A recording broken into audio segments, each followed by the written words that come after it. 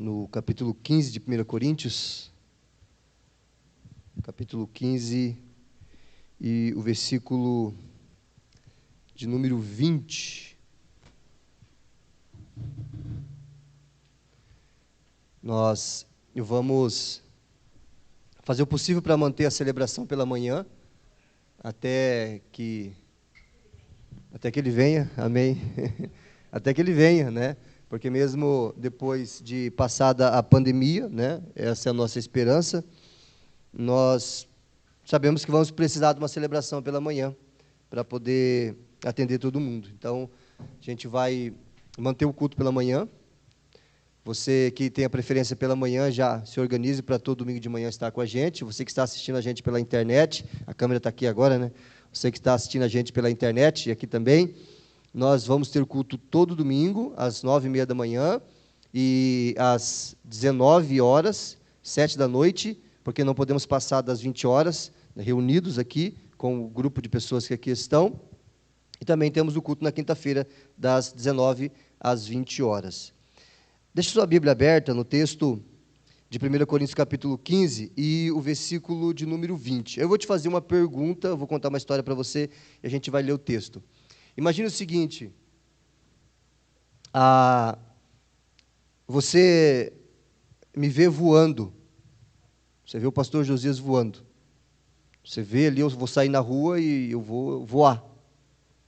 E isso se espalha pela cidade, né, que através de vocês que me viram voando, que o pastor Josias estava voando. Isso é extraordinário, não tinha cabo, não tinha nada sustentando ele.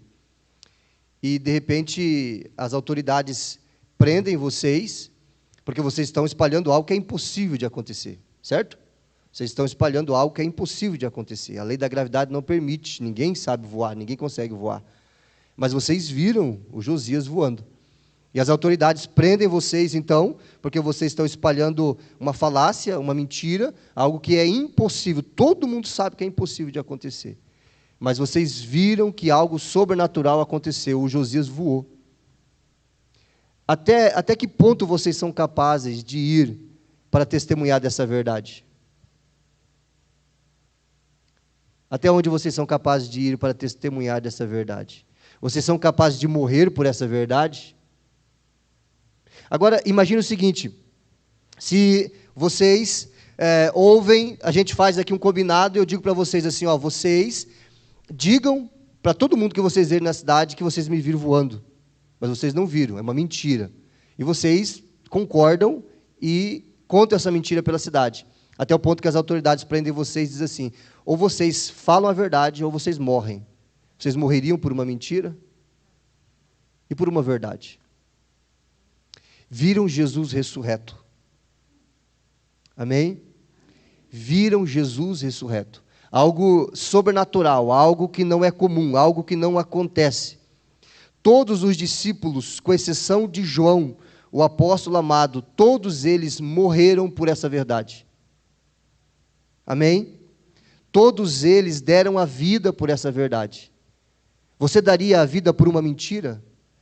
Quando pegaram Pedro e crucificaram ele, ou disseram para ele, diz a história, não está na Bíblia, mas a tradição cristã, que ele foi preso, e então deram a ele a oportunidade de negar, diga que isso é mentira, Jesus não ressuscitou. E ele disse assim, eu não posso.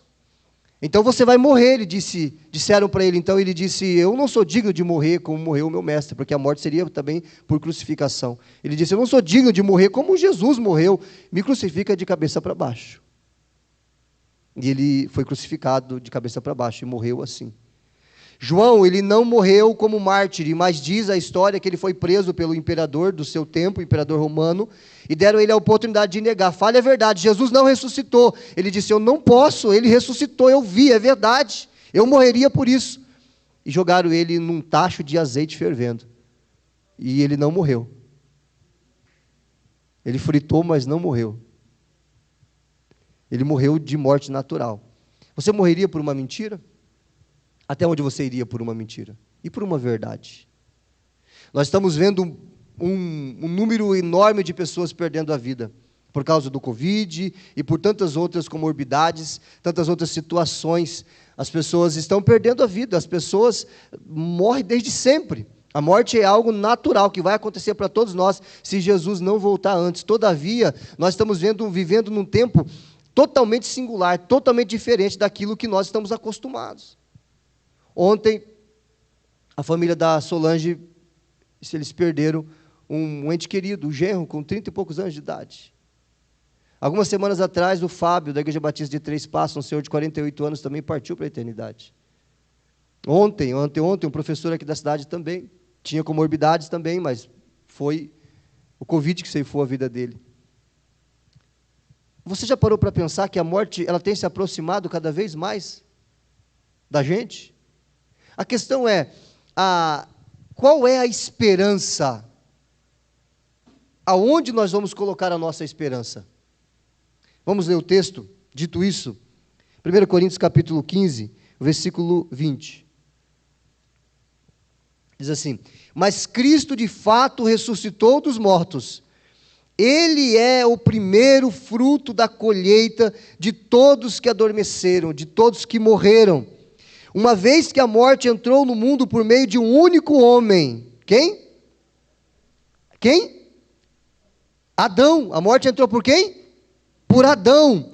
Agora, a ressurreição dos mortos começou por meio de um só homem também.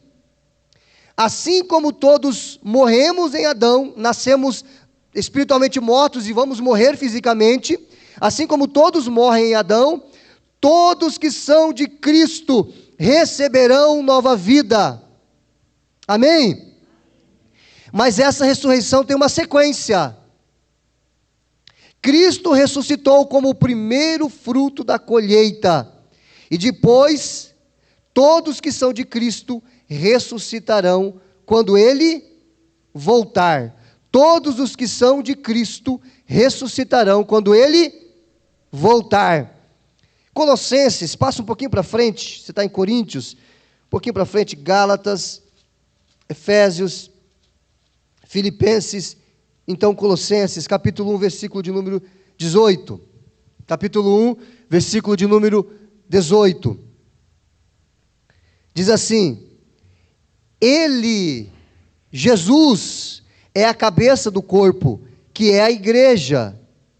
A igreja é o corpo, Ele é o cabeça. Ele é o princípio supremo sobre os que ressuscitam dos mortos. Portanto, Ele é o primeiro em tudo. Portanto, Ele é o primeiro em tudo. A doutrina da ressurreição, é sobre isso que nós vamos falar. Vai aparecer aqui, a doutrina da ressurreição. O que é doutrina? Doutrina é um ensinamento. Na primeira imagem, por favor. Doutrina é um ensinamento. Então, existe uma doutrina chamada a doutrina da ressurreição. Eu preguei há 9 meses atrás uma mensagem sobre a ressurreição. Ela está no YouTube. Essa aqui a gente vai se aprofundar um pouco mais sobre as duas ressurreições, a primeira e a segunda ressurreição. Então, a doutrina da ressurreição, ela tem a sua base na ressurreição de Cristo. Se Jesus não tivesse ressuscitado, não haveria esperança para ninguém. A morte, a sepultura, seria o fim de tudo. A ressurreição implica na transformação do corpo que morreu. Aquele corpo que foi sepultado em vergonha, ele será ressurreto em glória. Porque a morte é uma vergonha. Por quê? Porque mostra a nossa incapacidade de permanecermos vivos. A morte mostra as nossas misérias. A morte mostra quem nós somos. Você não é capaz de viver o tempo que você deseja viver. Você não é capaz de viver 300 anos. Quando nós olhamos no espelho, nós percebemos que estamos envelhecendo. Então percebemos que não temos o controle sobre a nossa existência. A morte é uma vergonha para nós, porque mostra a nossa nudez. A morte é uma vergonha para nós, porque mostra a nossa incapacidade. A morte é uma vergonha para a humanidade, porque mostra aonde a humanidade está. A humanidade está em pecado, debaixo do pecado. A vergonha é a prova cabal de que nós somos pecadores, merecedores do inferno e da morte. É por isso que a morte é ignominia. É por isso que a morte é vergonha. Quando você olha para um jovem de 20 anos, 22 anos, que morreu, que perdeu a vida, robusto, jovem, com a pele esticada, com o rosto rosado, com o cabelo cheio, com os bíceps marombados, com a conta bancária cheia de dinheiro, com todos os seus hormônios à flor da pele, e de repente, do nada, a morte vem através de um acidente, através de um infarto, através de um câncer, e esse jovem morre. Isso é vergonhoso, para o poder que o homem pensa que tem, para o status que o homem pensa que tem. Eu vejo as pessoas batendo no peito e se achando melhor do que as outras. Ainda tem gente assim, mesmo no meio da pandemia. A morte vem para envergonhá-lo e para dizer: você não é melhor do que ninguém. A morte mostra a nossa ignominia, a nossa vergonha. Os salvos ressuscitarão para a glória, enquanto os não salvos ressuscitarão para a vergonha. Haverá duas ressurreições, a ressurreição do salvo e a ressurreição do não salvo. E nós vamos explicar como vai acontecer a primeira ressurreição, que é a ressurreição dos salvos. Ela vai acontecer em 3 etapas. A ressurreição dos injustos, dos não salvos, acontecerá em uma única etapa. Há 2 modalidades de ressurreições: a modalidade dos justos e a modalidade do injusto, a modalidade dos salvos e a modalidade dos perdidos. É por isso que dentro da primeira modalidade, que é a ressurreição dos salvos, ela acontece em 3 etapas, mas a modalidade é uma só, é a ressurreição dos salvos. E nós vamos entender isso. Quando ressurgirmos em glória, os salvos, receberemos um corpo glorificado, não um outro corpo, mas esse corpo transformado. Esse mesmo corpo transformado e glorificado, como o corpo de Jesus Cristo. Agora os não salvos ressuscitarão em um corpo de vergonha, assim como eles morreram, para o juízo final. Como será esse corpo? Não sei, um corpo de vergonha, um corpo de ignominia. Assim eles vão ressurgir. Talvez com a mesma aparência que eles foram para o sepulcro, não sei. Há uma ideia de que haverá apenas uma ressurreição no fim dos tempos. Há muitos colegas, pastores e igrejas que creem assim, que haverá uma única ressurreição lá no final, no último dia, e naquele dia todos vão ressuscitar. Eu não creio assim, não vejo isso nas Escrituras. Eu vejo que a Bíblia fala de um arrebatamento que vai acontecer antes da grande tribulação, e nesse arrebatamento haverá a ressurreição daqueles que morreram em Cristo, e os vivos serão glorificados, os salvos irão para o encontro do Senhor, e nós vamos falar sobre isso. Dito isso para você, eu quero que você que está me assistindo pela internet, a câmera está aqui, eu estou acostumado aqui. Para você que me assiste pela internet, e você que tem perguntas sobre isso, no final depois da ceia eu quero abrir para perguntas. E gostaria que os irmãos que estão aqui também assim o fizessem. Dito isso, a gente vai para o primeiro ponto. A primeira ressurreição é uma modalidade, ou seja, a ressurreição dos justos. É aqui que aqueles que acreditam em uma única ressurreição no fim dos tempos não compreendem. Porque a primeira ressurreição é uma modalidade. É um tipo de ressurreição, é a ressurreição de quem é salvo. E o primeiro ponto que eu quero falar aqui dentro desse primeiro ponto, subponto desse primeiro ponto, é o que vai aparecer a seguir: as primícias da primeira ressurreição.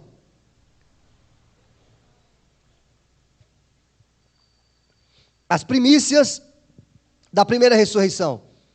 Dentro dessa primeira ressurreição, a primeira etapa dessa primeira ressurreição, ou o que estamos chamando aqui de as primícias da primeira ressurreição, aconteceu na ressurreição de Cristo. Quando Cristo ressuscitou, algo sobrenatural aconteceu. Você vai se lembrar quando eu citar o texto para você, mas antes deixa eu te explicar. No Antigo Testamento, parece-me que a colheita do trigo e da cevada apontava para a ressurreição dos justos.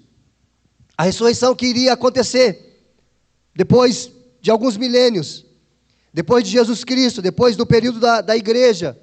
Parece que a colheita do trigo e da cevada estava apontando, tipificando, simbolizando como aconteceria a ressurreição.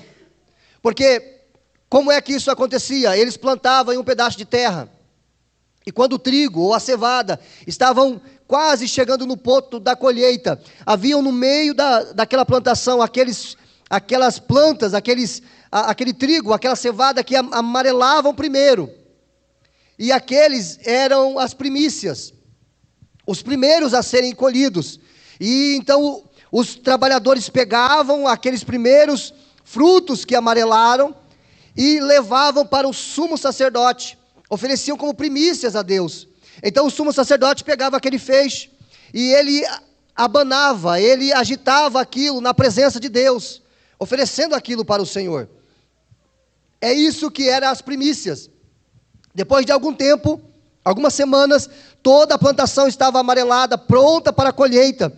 Então vinham os ceifadores ou ceifeiros e faziam toda a colheita. Mas havia uma lei de Deus que os cantos daquela plantação não deveria ser colhido, e nem o que caía pelo chão, porque aquilo era para ficar para os pobres, para os estrangeiros. Lembra de Ruth? Ruth trabalhou dessa forma. Para Boaz, ela trabalhou dessa forma, colhendo as espigas que caíam pelo chão. Então, essa primeira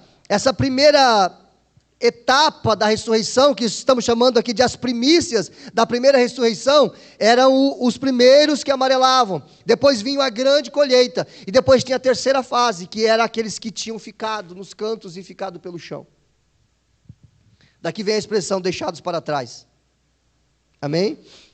O termo, lá no texto que nós lemos no início, de 1 Coríntios capítulo 15, o termo tagma, no original, significa ordem, fileira, grupo, turma, como numa formatura militar ou escolar.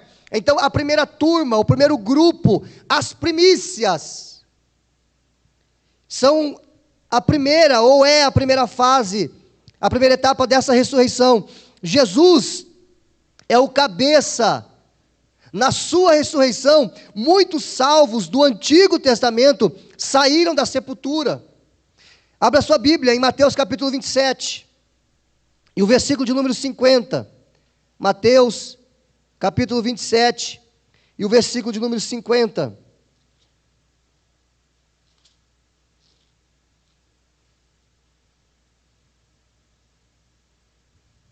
Mateus 27, versículo 50, diz assim, vai aparecer aqui também. Então Jesus clamou em alta voz novamente e entregou o seu espírito. Jesus está na cruz. Naquele momento, a cortina do santuário do templo se rasgou em duas partes, de cima até embaixo. A terra estremeceu, rochas se partiram e sepulturas se abriram. Muitos dos santos que haviam morrido ressuscitaram. Expressão dos santos, os salvos. Nós somos santos, porque somos salvos. Saíram do cemitério depois da ressurreição de Jesus e entraram na cidade santa de Jerusalém e apareceram a muita gente. E depois a Bíblia não fala mais o que aconteceu com eles. Provavelmente o que aconteceu foi que Jesus, na sua subida aos céus, porque diz que eles só apareceram depois que Jesus ressuscitou, porque Jesus é o cabeça, amém? Jesus é o primeiro a aparecer ressurreto. E esses são as primícias que deveriam ser apresentadas a Deus, assim como o feixe do trigo e da cevada também eram apresentados a Deus. Jesus, provavelmente o que aconteceu foi que quando Jesus subiu aos céus, ele levou essas pessoas como primícias, apresentando-as para o Senhor. Jesus é o cabeça, Jesus é o primeiro, junto com as primícias que ressuscitaram. Por que eles ressuscitaram? Por que os sepulcros se abriram? Por que eles saíram do cemitério? O que aconteceu com essas pessoas? Essa é a minha teoria, que eles foram levados como primícias para o Senhor. Essa é a primeira fase dessa primeira modalidade de ressurreição. Esse grupo representa as primícias. Jesus ressuscitou, e a base da nossa crença, da nossa esperança, é a ressurreição de Jesus Cristo. Se a ressurreição dele teve poder para trazer à vida aqueles que estavam mortos, os santos que estavam mortos antes dele, Ele tem o mesmo poder para trazer à vida aqueles que morreram esperando e aguardando nele. Amém? Essa ressurreição que eu estou falando, não é a ressurreição que Elias orou e ressuscitou uma criança, que Eliseu orou e ressuscitou uma criança, não é a ressurreição que Jesus orou e ressuscitou a filha de um homem, que Jesus tocou no esquife e aquele garoto ressuscitou, não é a ressurreição de Lázaro, o amigo de Jesus, porque essas pessoas voltaram a morrer. Essa ressurreição que eu estou falando é a ressurreição em que nós nunca mais morreremos. Essas pessoas que foram levadas por Cristo como primícia, elas nunca mais morreram, elas nunca mais morrerão, elas estavam com o Senhor, porque são primícias. Amém? O segundo ponto, ou a segunda etapa dessa primeira modalidade de ressurreição, que é a ressurreição dos justos, a colheita geral da primeira ressurreição. A colheita geral da primeira ressurreição, quando é que ela vai acontecer? 1 Tessalonicenses capítulo 4, versículo 16. Manuseie a sua Bíblia, vai ser projetado aqui também. 1 Tessalonicenses capítulo 4, e o versículo 16, diz assim. Antes de eu ler, enquanto você acha, este grupo é formado pelos salvos mortos que ressuscitarão no momento do arrebatamento. 1 Tessalonicenses capítulo 4, versículo 16, diz assim: pois o Senhor mesmo descerá do céu com um brado de comando, com a voz do arcanjo, com o toque da trombeta de Deus. Primeiro os mortos em Cristo ressuscitarão. Essa passagem, Paulo está ensinando sobre o arrebatamento da igreja. Depois nós, os vivos, seremos também glorificados, assim como os mortos, e nos encontraremos com o Senhor nos ares. Estaremos para sempre com o Senhor, seremos levados dessa terra e voltaremos depois de 7 anos. E depois de 7 anos, vai acontecer a terceira etapa da primeira ressurreição. Esse grupo, então, que eu acabei de falar, representa a colheita geral. Mas antes, vamos ler ainda 1 Coríntios capítulo 15. 1 Coríntios capítulo 15, e o versículo de número 35 a seguir. Esse texto é extraordinário, eu quero ler todo ele com você.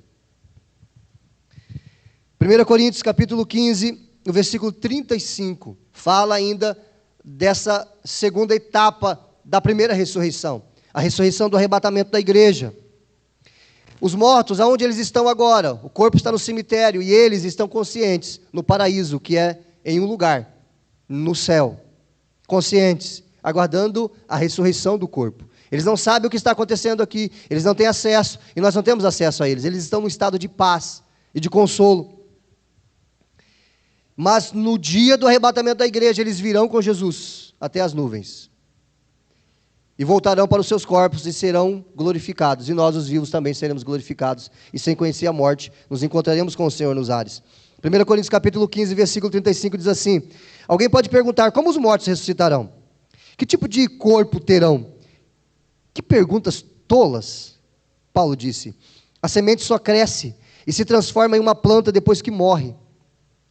A semente precisa morrer na terra para se tornar uma planta. Aquilo que se coloca no solo não é a planta que crescerá, mas apenas uma semente de trigo ou de alguma outra planta. Então Deus lhe dará um novo corpo, como Ele quer. Um tipo diferente de planta cresce de cada tipo de semente. Da mesma forma, há tipos diferentes de carne, um tipo para os seres humanos, outro para os animais, outro para as aves, outro para os peixes. Há tipos diferentes de corpos, também há corpos celestes e corpos terrestres. A glória dos corpos celestes é diferente da glória dos corpos terrestres. O sol tem um tipo de glória, enquanto a lua e as estrelas têm outro. E até mesmo estrelas diferem em glória uma das outras. O mesmo acontece com a ressurreição dos mortos. Quando morremos, o corpo terreno é plantado no solo, mas ressuscitará para viver para sempre. Nosso corpo é enterrado em desonra, mas ressuscitará em glória. É enterrado em fraqueza, mas ressuscitará em força. É enterrado como corpo natural, mas ressuscitará como corpo espiritual. Pois assim como há corpos naturais, também há corpos espirituais. As Escrituras nos dizem, o primeiro homem, Adão, se tornou ser vivo, mas o último Adão, que é Jesus Cristo, é espírito que dá vida. O primeiro vem, o corpo natural. Depois, primeiro vem o corpo natural, depois o corpo espiritual. O primeiro homem foi feito do pó da terra, enquanto o segundo homem veio do céu. Aleluia. Os que são da terra são como o homem terreno, e os que são do céu são como o homem celestial. Da mesma forma que agora somos como o homem terreno, algum dia seremos como o homem celestial. Estou dizendo, irmãos, que nosso corpo físico não pode herdar o reino de Deus. Este corpo mortal não pode herdar aquilo que durará para sempre. Mas eu lhes revelarei um segredo maravilhoso: nem todos dormiremos, mas todos seremos transformados. Acontecerá num instante, num piscar de olhos, ao som da última trombeta. Pois quando a última trombeta soar, aqueles que morreram ressuscitarão a fim de viver para sempre. E nós que estivermos vivos também seremos transformados, pois o nosso corpo mortal precisa ser transformado em corpo imortal. Querido, se você crê na palavra de Deus, está aqui a nossa bem-aventurada esperança. O que é que você espera dessa vida? Viver para sempre? Nesse corpo de vergonha? Nesse corpo que envelhece? Nesse corpo que fica doente? Nesse corpo de ignominia, de fraqueza? Aonde está a sua esperança? No que você apoia a sua esperança? Essa é a ressurreição do arrebatamento da igreja. Essa é a colheita geral da primeira ressurreição. Lembra que primeiro eram as primícias, depois a colheita geral, e agora vem os rabiscos da colheita da primeira ressurreição. O que são os rabiscos? Aqueles que ficaram pelo chão e aqueles que ficaram nos cantos. É o que vai aparecer aqui, a colheita geral da primeira ressurreição, os rabiscos da colheita da primeira ressurreição.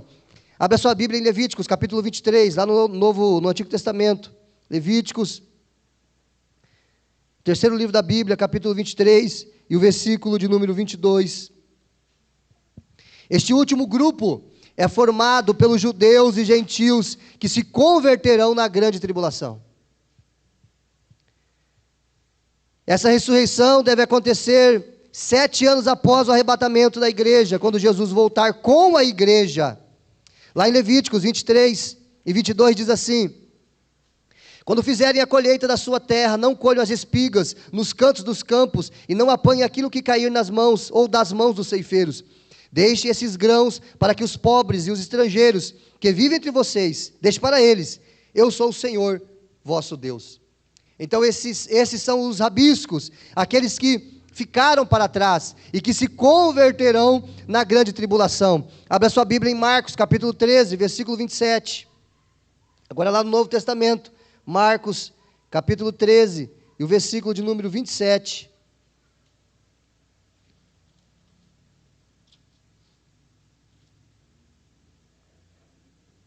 Ele enviará os seus anjos para reunir os seus escolhidos de todas as partes do mundo, das extremidades da terra e das extremidades do céu. Quando Jesus vir no final da grande tribulação, Ele enviará os seus anjos para colher aqueles que estão nos cantos, para colher os rabiscos, aqueles que ficaram, aqueles que creram na grande tribulação, aqueles que se converteram na grande tribulação.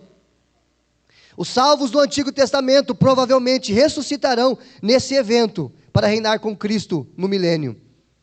Provavelmente, Abraão, Isaac, Jacó, Davi, todos os santos do Antigo Testamento, com exceção daqueles que ressuscitaram com Cristo, eles irão ressuscitar no final da grande tribulação. Eles estão no céu, em alegria, eles estão em paz, mas eles vão voltar aos seus corpos no final da grande tribulação. Quem virá nas nuvens no arrebatamento? Aqueles que fazem parte da igreja. A igreja, ela se inicia em Atos 2 e ela termina no arrebatamento. A igreja não substituiu Israel. Israel é um povo, a igreja é um outro povo, mas ambos são povos do Senhor. Mas a igreja não substituiu Israel. Israel não terminou para Israel, como alguns teólogos acreditam. Deus não tem mais nada com Israel, isso não é verdade. Israel está lá. Israel é uma nação poderosa. Israel é exemplo de vacinação, já está quase todo mundo imunizado. Israel é potência mundial, mas a mídia não fala sobre isso. Israel é exemplo para o mundo. De Israel, judeus saíram para influenciar o mundo. Homens e mulheres que receberam prêmios Nobel da Paz. Cientistas, exemplo de tecnologia, de irrigação, de plantação. O deserto está florescendo em Israel, mas o mundo insiste, os teólogos insistem em dizer que Deus abandonou Israel. Pesquise sobre Israel.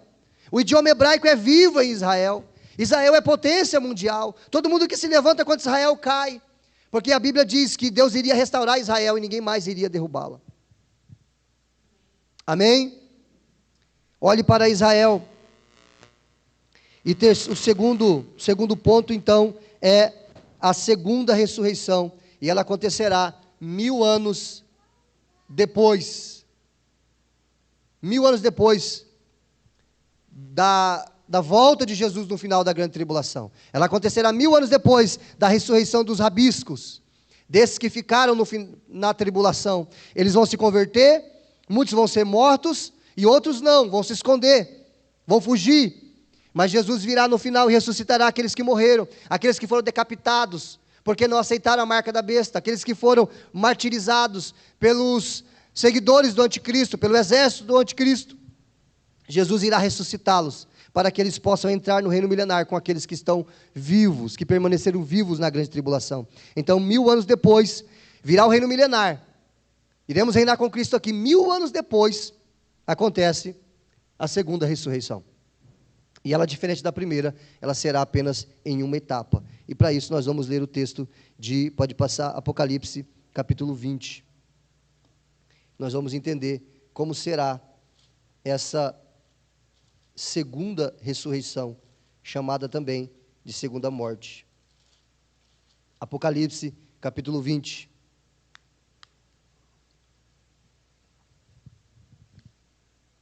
Eu vou ler todo o capítulo com você, mais uma vez. Então vi o anjo descer do céu, trazendo na mão a chave do abismo e uma grande corrente. Ele prendeu o dragão, a antiga serpente, que é o diabo, Satanás, e o acorrentou por quanto tempo? 1000 anos. Isso aqui é o final da tribulação, tá? O anjo o lançou no abismo e fechou e pôs um lacre na porta, de modo que ele não pudesse mais enganar as nações, até que terminasse o quê? Os 1000 anos. Depois disso é necessário que ele seja solto por um tempo, ou por pouco tempo. Depois João, ele diz, vi tronos, e os que estavam assentados neles haviam recebido autoridade para julgar. Vi também as almas daqueles que haviam sido decapitados, por testemunharem a respeito de Jesus, e por proclamarem a palavra de Deus.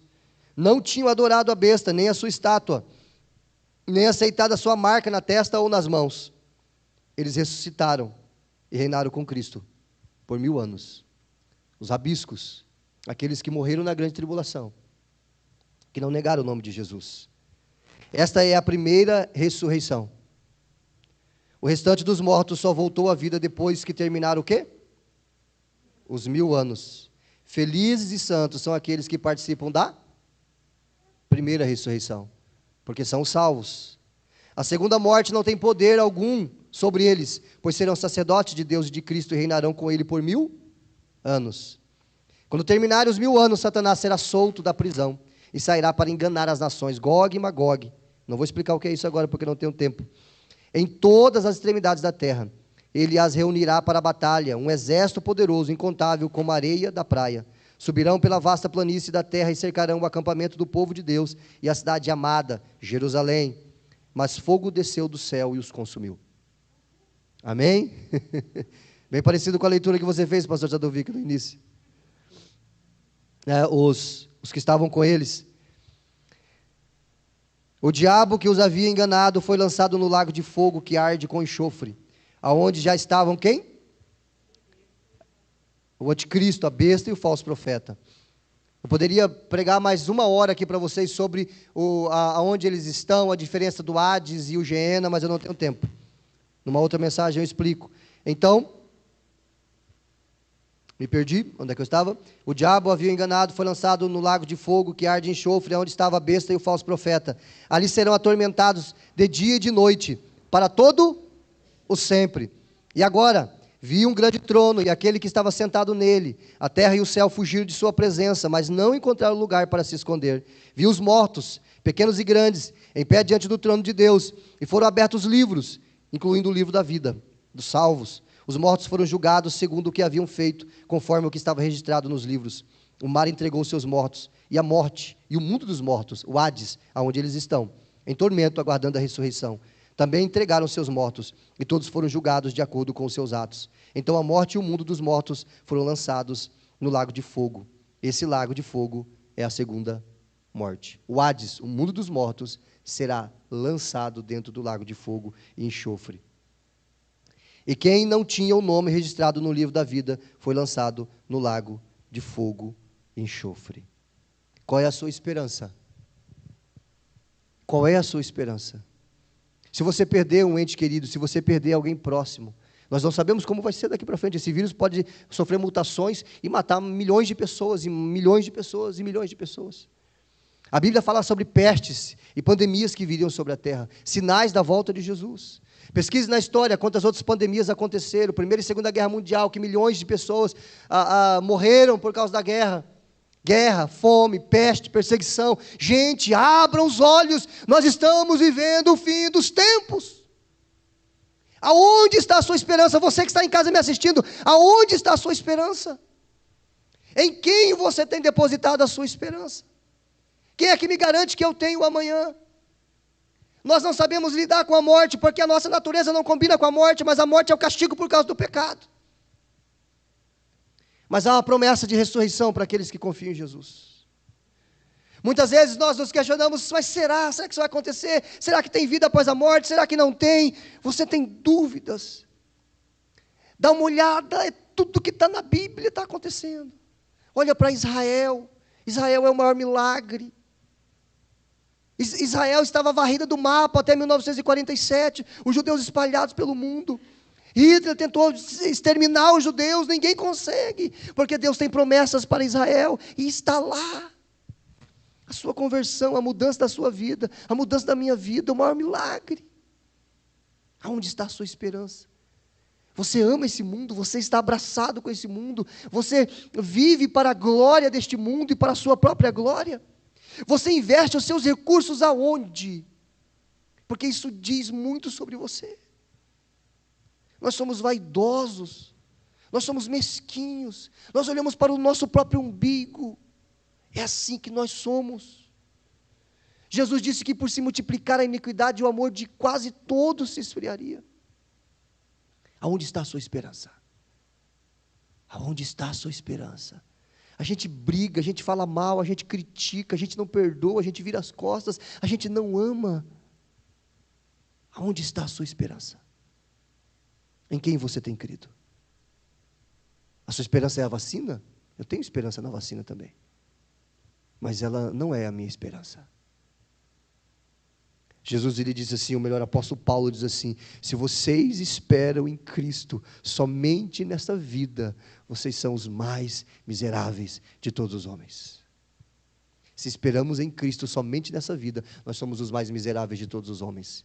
Caiu a máscara de muitos pregadores, caiu a máscara de muitas igrejas, porque muitas igrejas estavam pregando que você tem que ser rico, que você tem que ser próspero, que você tem que dar tudo que você tem, porque Deus vai te dar 10 vezes mais. Eles estavam dizendo, o céu é na terra. Muitos estavam dizendo, compre essa semente, leve essa caneta, e você vai ser curado, e você vai ser restaurado. Está aí o Covid, está aí a pandemia. E as pessoas não estão mais preocupadas em dinheiro, elas estão preocupadas em não pegarem o vírus. Esses homens desapareceram, a teologia da prosperidade está afundando. A teologia de que Deus tem que curar todo mundo porque você merece a cura de Deus está afundando. E o que está permanecendo é o Evangelho, o verdadeiro Evangelho, chamando a atenção daqueles que são do Senhor. Jesus, o Evangelho de Jesus, o Evangelho da salvação. É isso que permanecerá.